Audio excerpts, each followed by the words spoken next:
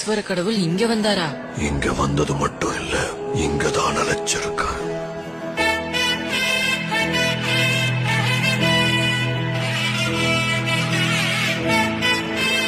தென் கைலாயம்னு சொல்லப்படுற வெள்ளியங்கிரியை பற்றியும் அந்த தென் கைலாயத்துக்கு ஆரம்ப புள்ளியா இருக்கிற வெள்ளியங்கிரி ஆண்டவர் கோவிலை பற்றியும் இந்த வீடியோல தெளிவா பார்ப்போம். சர்வமும் சிவமயமா விளங்குற இந்த பிரபஞ்சத்துல உத்திர கைலாயம் சூட்சும நிலையிலையும், மத்திய கைலாயம் திபெத்லயும், தட்சிண கைலாயமா விளங்குற வெள்ளியங்கிரி மலை நம்ம தமிழ்நாட்டுல அதுவும் கோவை மாவட்டத்துல அமைஞ்சிருக்கு. இந்த பிரபஞ்சத்துக்கே கடவுளான சிவபெருமான தவம் புரிஞ்ச பல சித்தர்கள் இன்னமும் இந்த வெள்ளியங்கிரி மலையில சூட்சும உடல்களாக சுத்தி வரதா நிறைய மக்கள் சொல்லிட்டு வராங்க. மற்ற கோவில் மாதிரி இந்த வெள்ளியங்கிரி மலையை பத்தி ஹிஸ்டரிய ஒரு லைன்ல சொல்ல முடியாது. இந்த தென் கைலாயத்தை பற்றின ஹிஸ்டரி தெரிஞ்சுக்க இந்த பிரபஞ்சத்தையே புரட்டி போட வேண்டியதா இருக்கும். தென்னாடுடைய சிவனே போற்றி, எந்நாட்டவர்க்கும் இறைவா போற்றி இந்த மந்திரத்தை உச்சரிச்சுக்கிட்டே தென் கைலாயம் சிவபெருமான வழிபட்டீங்கன்னா உங்க வாழ்க்கை முத்தி பெறும்னு பல சித்தர்கள் சொல்லியிருக்காங்க. இப்படிப்பட்ட கோவிலுக்கு நீங்க எத்தனை முறை வந்திருக்கீங்கன்னு நம்ம கமெண்ட் பாக்ஸ்ல கமெண்ட் பண்ணுங்க. இந்த மாதிரி கோயம்புத்தூர் பத்தின வீடியோஸ் நீங்க ரெகுலரா பார்க்கணுமா? இந்த வீடியோக்கு ஒரு லைக் போட்டு நம்ம பேஜை ஃபாலோ பண்ணிக்கங்க.